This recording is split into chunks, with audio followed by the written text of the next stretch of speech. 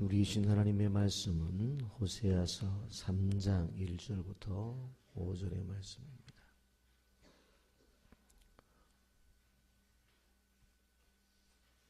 호세아서 3장 1절부터 5절 말씀.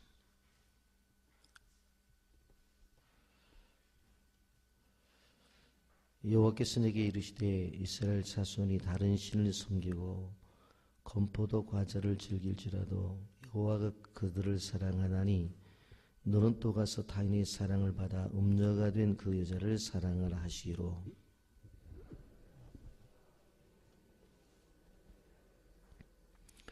그에게 이르기를 너는 많은 날 동안 나와 함께 지내고 음행하지 말며 다른 남자를 따르지 말라. 나도 내게 그리하리라 하였노라.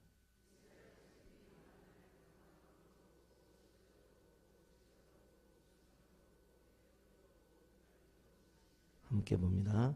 그 후에 이스라엘 자손이 돌아와서 그들의 하나님 여호와 그들의 왕 다윗을 찾고 마지막 날에는 여호와를 경외함으로 여호와 그의 은총으로 나아가니라. 아멘. 이 새벽에 주님 앞에 나온 여러분들을 예수님의 이름으로 축복하고 환영합니다. 성경을 한마디로 말한다면 바로 하나님의 연애 편지다. 그렇게 말씀을 드릴 수 있습니다. 끊임없이 하나님을 떠나 방황하는 인생들을 향해 신실하게 한 사람 한 사람의 이름을 불러가면서 우리를 향한 사랑을 하고 있는 모습을 볼 수가 있습니다. 성경 중에서 가장 감동적인 하나님의 사랑을 전하고 있는 책이 무엇이냐 이렇게 묻는다면 우리는 호세아서다 그렇게 말씀을 하고 있습니다. 이런 호세아서 2장 9절 19절과 20절을 보면 내가 네게 장가들어 영원히 살되 공의와 정의와 은총과 긍휼이 여김으로 네게 장가들며 진실함으로 네게 장가들리니 내가 여호와를 알리라 말씀했습니다. 우리가 하나님 결혼합시다 그렇게 했다는 얘기가 아니에요. 여기 보면 내가 네게 장가들겠다. 네게 장가들겠다. 네게 장가들리니 하면서 세 번이나 반복을 하면서 말씀을 하고 있는 것을 보게 됩니다. 여러분 성경 전체 신구약 말씀을 하나의 귀절로 요약하라고 한다면 그것은 요한복음 3장 16절입니다. 하나님이 세상을 이처럼 사랑하사 독생자를 주셨으니 이는 그를 믿는 자마다 멸망하지 않고 영생을 얻게 하려 하십니다. 이것이 바로 성경의 중심적인 사상입니다. 그러면 이 호세아서를 통해서 우리에게 주시는 사랑이 도대체 어떤 사랑이냐? 첫째 보면 역설적 사랑. 여러분, 이 역설적인 사랑이라고 하는 것은 무엇을 말하느냐? 도저히 용납할 수 없는 사람을 사랑하는 거예요. 도저히 사랑할 수 없는 사람을 사랑하는 겁니다. 도저히 이해할 수 없는 사랑을 사랑하는 겁니다. 이게 바로 역설적 사랑입니다. 이런 사람은 사랑할 만한 사람을 사랑합니다. 이해가 되는 사람을 대상으로 사랑을 합니다. 여러분 그런데 하나님이 우리를 향해서 주신 사랑은 이해가 되었기에 사랑하고 사랑할 만하니까 사랑한 게 아니라는 이야기입니다. 여러분 호세아 선지자가 사역을 하던 때는 바로 여로보암이 왕으로 있었던 때입니다. 북방 이스라엘 나라의 이 여로보암이라고 하는 왕은 무려 41년 동안이나 장기간 통치를 한 왕이었습니다. 근데 그 왕이 바로 왕으로 재임할 때에 엄청난 업적을 남깁니다. 경제적으로 안정이 되었고 군사적으로 아주 강력한 군대를 이루고 있었습니다. 세상적으로 보면 이만한 성공이 없어요. 그런데 열왕기하 14장 24절에 보면 여호와 보시기에 악을 행하여 이스라엘에게 범죄하게 한 드밧의 아들 여로보암이 모든 죄에서 떠나지 아니하였다. 한마디로 말하면 육적인 축복은 받았어요. 경제적인 축복, 또 정치적으로, 그리고 또 군사력으로. 그런데 문제는 이 영적인 부분에 있어서 타락이 왔다라고 하는 것입니다. 정치적인 안정과 물질적인 풍요, 그리고 사회적인 번영을 이루었지만 바로 이 여로보암 왕 때에 금송아지를 섬기고 바알을 섬기는 우상 숭배는 있었다는 것입니다. 한마디로 말하면 영적 타락이 있었다는 것입니다. 하나님을 떠난 영적인 음란이 그들의 중심에 자리 잡고 있었다고 하는 것입니다.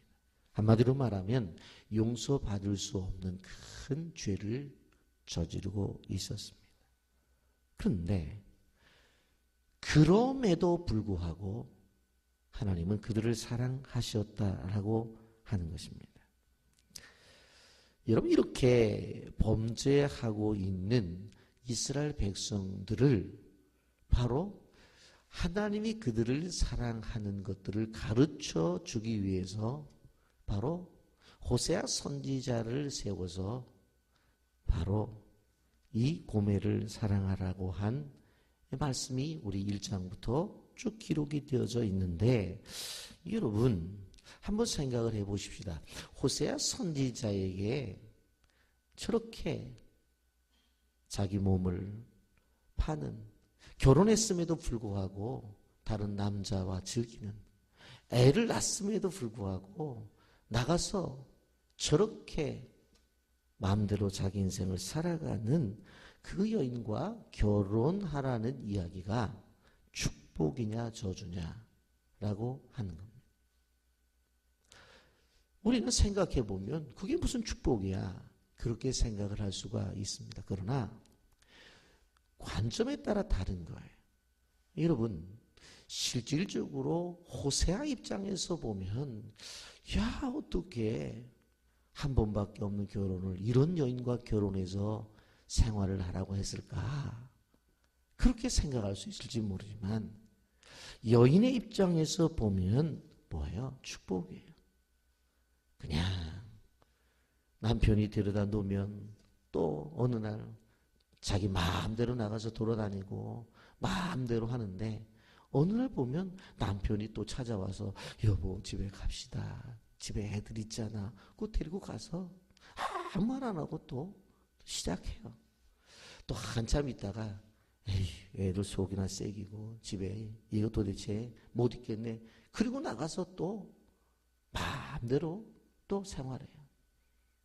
근데 어느 날 보면 남편이 오면서 눈물을 흘리면서 여보 집에 갑시다, 그래도 우린 가정이 있잖아, 가족이잖아, 그리고 또 애들이 엄마 보고 싶대, 그러고 또 데리고 가요.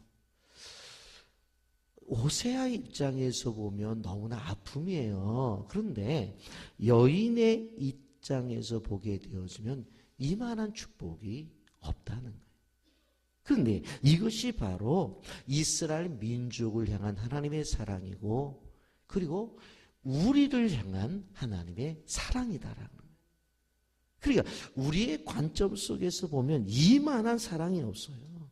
여러분, 율법에는 다른 남자와 잠을 자면 돌로 쳐 죽이라고 그랬어요. 죽어도 이거는 몇 번 돌로 맞아 죽어야 돼. 그리고 돌무덤을 만들어도 요만한 돌무덤이 아니라 눈에 보일 만한 큰 산만한 돌무덤을 만들어야 될 여인이에요. 그런데 그렇게 하지 않잖아요. 여러분, 한번 생각을 해보세요. 그런데 오늘 성경이 뭐라고 말하냐? 1절 한번 읽어볼까요? 다 같이 한번 읽어봅니다. 시작. 여호와께서 내게 이르시되 이스라엘 자손이 다른 신을 섬기고 건포도 과자를 즐길지라도 여호와 그를 사랑하니 너는 또 가서 타인의 사랑을 받아 음녀가 된 그 여자를 사랑하라 하시기로. 다른 신을 섬겨요. 여기서 건포도와 과자를 먹었다는 것은 늘 뭐예요? 유희를 즐긴다는 거예요. 요즘 말로 말하면 늘 슬판을 버리고 늘 그러한 2차, 3차를 간다는 이야기입니다. 그렇게 즐길지라도 여호와가 그들을 사랑하나니. 여호와가 그들을 사랑하나니. 여러분, 그래서 우리가 이 사랑을 역설적인 사랑이라. 사랑을 받을 만하기 때문에 사랑을 받고 사랑을 할 만하기 때문에 사랑을 하고 사랑을 해줘야 될 만하기 때문에 사랑을 주는 게 아니라니까는요. 다른 신을 섬겨요. 건포도 과자를 즐겨요. 늘 그냥 세상 속에 젖어 살아요. 그런데도 여호와 그들을 사랑한다. 이것이 하나님이 우리를 향한 사랑이다. 여러분, 고멜 생각해 보세요. 자식을 셋이나 낳았어요. 남편이 있어요. 애가 있다니까. 그런데 나가서 다른 남자들과 방탕하며 살아요. 여러분, 우리 남자 집사님들도 우리 누님들도 새벽에 나왔습니다만은 이런 여자가 있는데 여러분 좀 받아줄 수 있겠어요? 용서해 줄 수 있겠어요? 이해할 만해요? 한두 번도 아니고. 여러분, 포기했었을 것이에요. 더 이상 미련을 안 뒀을 거예요. 아, 그 여자 이제는 내 여자 아니다. 애들이 엄마 그러면 무슨 엄마냐, 엄마는. 네 엄마 없어? 그러면서 애들한테도 그렇게 얘기했을 거예요. 그런데 여러분, 하나님은 그렇게 하지 않았어요. 로마서 3장 23절 24절에 그렇게 말합니다. 모든 사람이 죄를 범하였음에 하나님의 영광에 이르지 못하더니 그리스도 예수 안에 있는 속량으로 말미암아 하나님의 은혜로 값없이 의롭다 하심을 얻은 자 되었느니라. 아멘입니까? 우리가 죄인이었어요. 바로 이 끈질긴 사랑의 현장이 어디입니까? 바로 골고다 언덕이에요. 그 모습이 무엇입니까? 십자가에서 죽으시는 그 예수님의 모습이에요. 이러한 역설적인 사랑이 우리에게 주어졌는데, 근데 이걸 또 우리 주님이 대가를 치른 사랑이라고 하는 겁니다. 여러분, 사랑이라고 하는 것을 이야기하게 될 때에 의미만을 이야기하는 사람들이 있습니다. 어떻게 보면 입에 발린 미사역으로 끝나는 사람들이 있습니다. 그런데 오늘 성경을 보면서 느껴지는 것을 보면 그런 사랑이 아니라는 거예요. 여러분, 2절 한번 볼까요? 다 같이 읽어보면 시작. 내가 은 5개와 보리 한 호벨만으로 나를 위하여 그를 사고, 고멜을 데리고 올 때에 그냥 데리고 간 게 아니에요. 여러분 생각해 보면 가서 얘기할 수 있잖아요. 데리고 오면서 내 부인이라고, 우리 집에 애엄마라고 데리고 오면 돼 있잖아요. 무슨 대가가 필요해요? 자기 부인이 나간 것도 속상한데 더 나가서 이 나쁜 짓 하는 것만 해도 마음이 상한데 얼마나 마음이 힘들겠어요. 그런데 돈 다 주고 대가를 지불하고 그럴 때 얼마나 자존심이 상하겠어요. 여러분, 사랑이라고 하는 것은 대가가 전제가 된 것입니다. 예수님의 사랑, 하나님을 통해서 나타난 그 주님의 사랑이 왜 귀하냐면 자기의 목숨을 내놓는 대가를 내놓은 그 사랑이기 때문에 가치가 있는 거예요. 여러분 죄송합니다만은 대가가 지불되지 않는 사랑은 가짜예요. 여러분 남편님들이 나 당신을 사랑해 그렇게 얘기를 하면서 생일도 그냥 지나가 버리고 결혼기념일도 그냥 지나가 버리고 다 지나가 버리면서 입으로만 당신 사랑해 한다면 믿어주겠습니까? 한 번 믿어주겠죠. 바쁘니까 한 번 정도 지나가. 여러분 두세 번 해보면 그거는 가짜예요. 가짜. 아무리 착한 집사님들도 요거 가짜네 하셔요.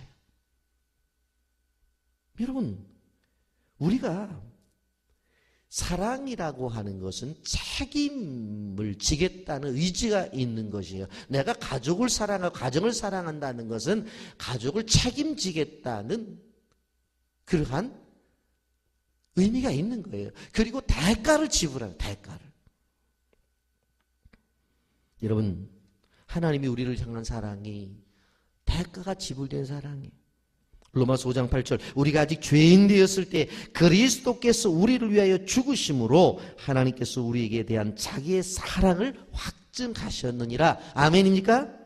죄인 되었을 때에 죄 다 해결하고 오라는 게 아니라니까요. 죄인으로 있을 그때에 그리스도께서 우리를 위해서 죽으심으로 하나님께서 우리를 향한 사랑이 확증되었다, 증명되었다라고 하는 겁니다. 그렇습니다. 하나님의 사랑은 어떠한 대가를 마다하지 않는 진짜 사랑이어서 진짜 사랑. 여러분 한번 생각을 해보세요. 고멜의 입장에서 좀 생각을 해보고 또 여인의 입장에서 생각을 해보라고 그랬는데 한번 우리는 또 생각을 해보세요. 우리가 죄인인데 죄를 구원하기 위해서 하나님의 사랑이 우리에게 나타났는데 하나님의 입장에서 생각해 보세요. 하나님의 입장은 뭐냐면 자기 아들을 죽여야 돼요. 하나밖에 없는 아들을 십자가에 못 박게 죽여야 돼요. 즐겁습니까? 기쁩니까? 아니에요. 하나님 입장에서 보면 아들을 내놓는 게 고통이에요. 아들을 내놓는 게 아픔이라니까요. 십자가에 죽을 때에 주님이 뭐라고 말했어요? 아버지 부르면서 어찌하여 나를 버리셨나이까? 그 아들의 음성을 들을 때 기뻐하는 부모가 어디 있겠냔 말이에요. 절대로 십자가의 사건이 아버지의 관점 속에서 보면 아픔이고 고통이라니까요. 그런데 우리 입장에서는 뭐예요? 기쁨이에요. 왜? 죄사함의 은혜가 있으니까. 우리 입장에서 보면 감사해요. 하나님이 우리를 향한 사랑은 대강 사랑이 아니라니까요. 대가를 지불한 사랑이라는 거예요. 여러분 부부간에 남편을 사랑하고 아내를 사랑하는 것도 마찬가지고 자식을 사랑하는 것도 마찬가지잖아요. 자식을 사랑하기 때문에 그들이 성장할 때까지 입히고 먹이고 다 하잖아요. 공부시키고 사랑이 대가를 지불하잖아요. 주님을 사랑한다고요? 교회를 사랑한다고요? 하나님을 사랑한다고요? 주님은 얼마만큼 대가를 지불했느냐?